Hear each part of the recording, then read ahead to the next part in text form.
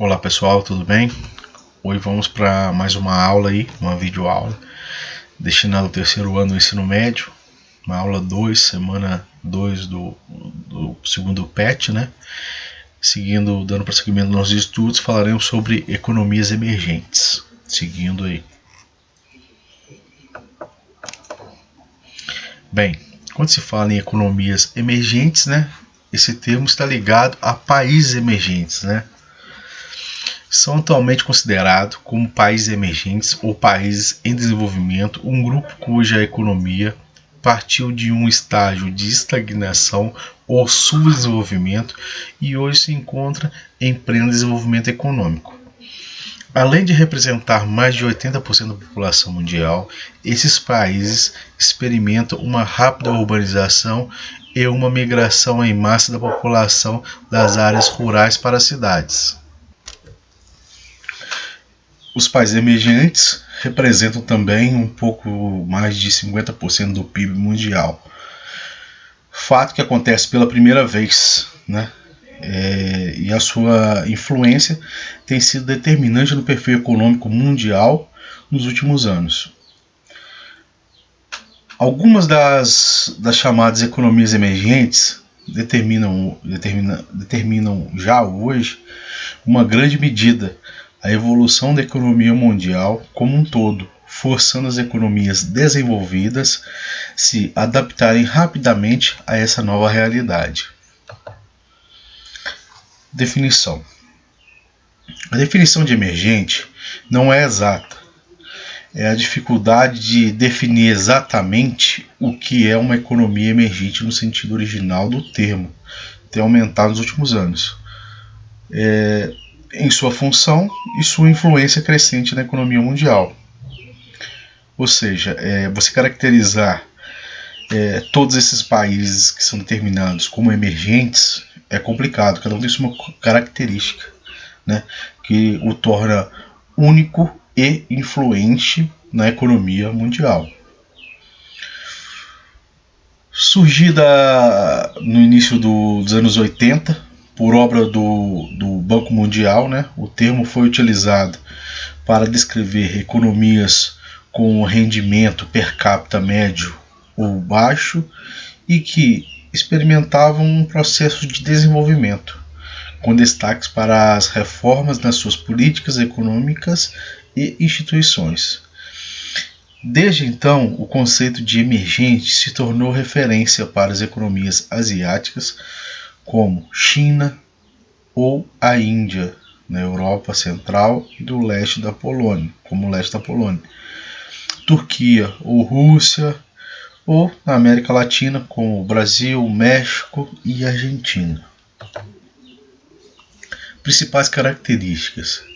Como principais características das economias emergentes, podemos citar, entre outros fatores, o índice de desenvolvimento humano, ou seja, o índice que mede a qualidade de vida ali da população, né? Entre os níveis de médio e alto. O setor industrial em desenvolvimento é outro critério. Crescimento da infraestrutura, como portos, rodovias, aeroportos, ferrovias, né? Atração de capital externo, né, para investir no setor produtivo, crescimento na geração de empregos, processo de êxodo rural. Todos esses são critérios ali para caracterizar os países emergentes. As economias emergentes tornam-se financiadoras do consumo e do investimento das economias desenvolvidas.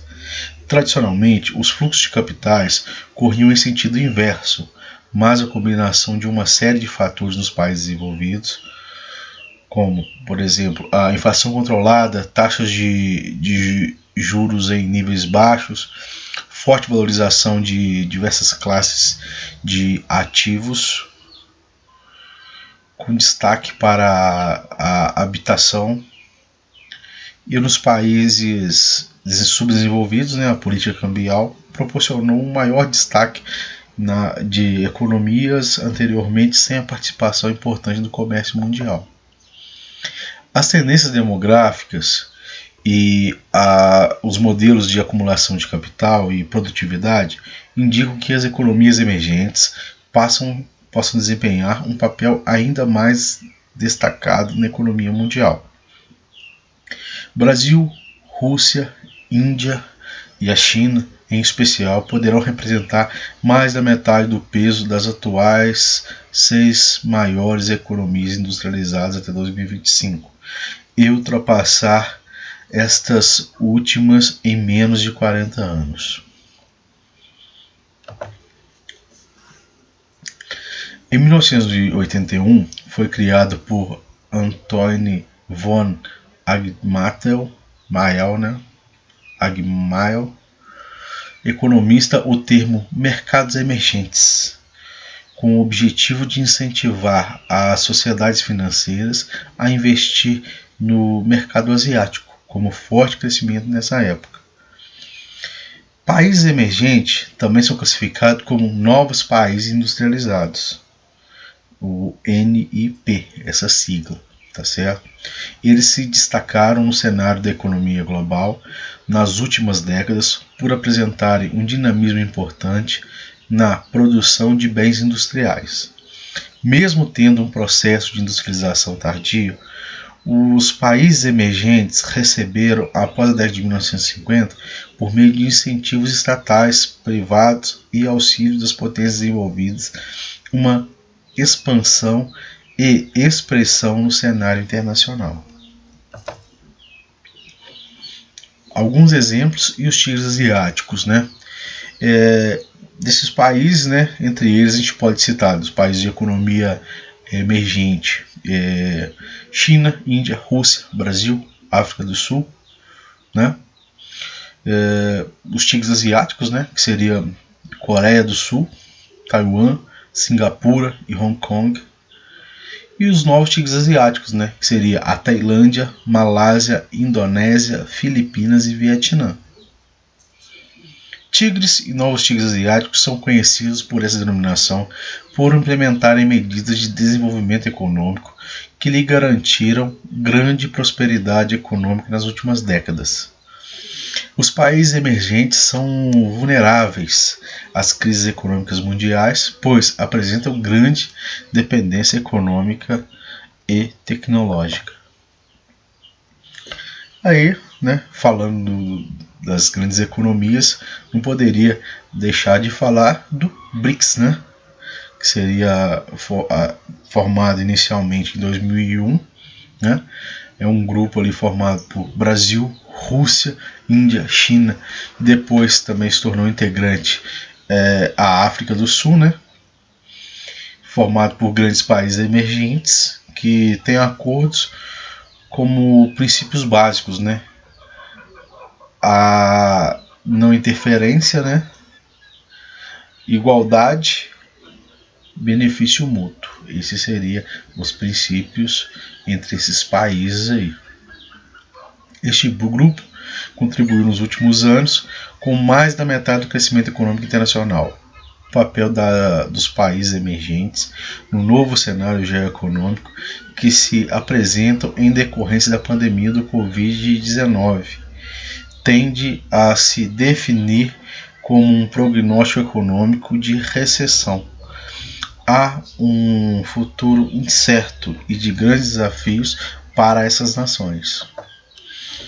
Sobre os BRICS, né? Vamos falar um pouquinho sobre cada um deles, né? Inicialmente, o Brasil, né? Da sigla a letra B, né? Está inserido no mercado internacional, né? Como fornecedor de produtos primários e de produtos industriais, mesmo sendo desprovido de uma avançada tecnologia. Nos últimos anos, destacou-se como economia emergente, o gigante da América do Sul.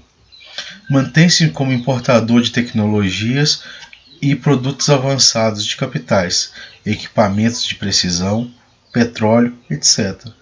Porém, para dinamizar a economia nacional, muitos produtos passaram a ser criados como estoques reguladores. Rússia, né, sustenta sua importância econômica, né, é também militar no cenário mundial pelo grande arsenal bélico, né, superado somente pelos Estados Unidos, né, uma herança ocorrida da corrida armamentista, né, no período da Guerra Fria, né, mas também pelas reformas neoliberais praticadas no país a partir da década de 1990, né, quando realmente se tornou Rússia, né, anteriormente era a União Soviética. É membro permanente do Conselho de Segurança da ONU, né, e tem uma economia extremamente dependente da exportação de petróleo, sendo cerca de 80% do país, né. Lembrando que esse país, por mais que ele tenha grandes jazidas de petróleo e carvão mineral, ele tem uma super dependência da exportação desses produtos aí. Tá certo? Vamos lá. A Índia, né, é o segundo mais populoso do mundo, né? Sua economia apresentou um significativo crescimento nos últimos anos, sendo referência mundial na exportação de serviços de tecnologia da informação, né? Bangalore, cidade importante, conhecida como a capital da tecnologia da informação. A partir da década de 1990, ganharam o mercado internacional mesmo com incríveis contrastes sociais e uma das principais potências da atualidade. Lembrando que na China ocorre um fenômeno chamado migração de cérebro, né, onde há uma formação gigantesca de cientistas e pesquisadores, né, que são levados a outros países para desenvolver pesquisas, né. Por isso surgiu o termo migração de cérebro, tá certo? Temos também a China, né? De país relativamente pobre e atrasado em poucas décadas, tornou-se a segunda economia do mundo, comandada por um partido único, né? O Partido Comunista, assumiu um papel estratégico na economia global. Com um conjunto de reformas conhecida como as 4 modernizações das 4 áreas prioritárias: agricultura, indústria, defesa, ciência e tecnologia, né? Lembrando que ciência e tecnologia está interligada ali, né? As 4 áreas prioritárias. Transformou-se numa das grandes potências mundiais, o estabelecimento de zonas econômicas especiais, né? As chamadas EES, né? Na área litorânea, permitiu a abertura para o investimento de capitais estrangeiros e o desenvolvimento da economia de mercado. Lembrando que a China tem uma política gigantesca com relação à atração de indústrias, né, do estrangeiro, né, para investimento de capital. Desde a década de 90, os Estados Unidos, em parceria com ela, levou grande parte das principais indústrias, né, para a China. Lembrando que talvez, né, entre vários motivos, seria o baixo custo de mão de obra que a China oferece, né, sobre também isenções, né, com relação à implantação de indústrias, e principalmente não se tem uma forte política ambiental, o que de certa forma facilita para um empresário a implantação de indústrias nesse país. Continuando falando sobre a China, né, o país mais populoso do mundo, né, ocupa também as principais noticiários atuais, por ser onde o surto do coronavírus se iniciou, né, na cidade de Wuhan. Outros problemas já desafiavam a população chinesa, que precisa encontrar um equilíbrio entre o seu desenvolvimento econômico e os problemas ambientais e sociais presentes no país. Cabe ressaltar que a elevada e qualificada mão de obra é mal remunerada, né? As legislações trabalhistas e ambientais são pouco rígidas, permitindo um alto nível da população e um regime de trabalho exaustivo, né? O resultado é de disparidade entre o centro e o oeste pobre, né? É a parte leste e a parte rica do país. Falando sobre o S do BRICS, né? Lembrando que o S ali seria uma sigla de South Africa, né? Por isso o S, né? Não o A, como ficaria, né? O correto, né? Mas uma sigla em inglês, né? A África do Sul em 2010 passou a formar o BRICS, né? Como já havia falado em inglês aí, né? A sigla South Africa, né? África do Sul, apresentando o menor PIB do grupo. Sua economia é baseada no setor de indústrias, né? Agricultura e extrativismo. É a verdadeira potência regional da África subsaariana, né? E de todo o continente. Sua posição geográfica importante é a estratégia no desenvolvimento econômico, né, do ponto de vista étnico e cultural. Possui uma significativa experiência em construir uma verdadeira sociedade democrática, né, que seria uma das políticas da África.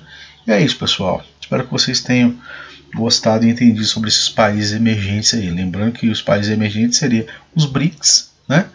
Os tigres asiáticos e os novos tigres asiáticos. Não esqueçam disso aí. Um abraço a todos, até a próxima.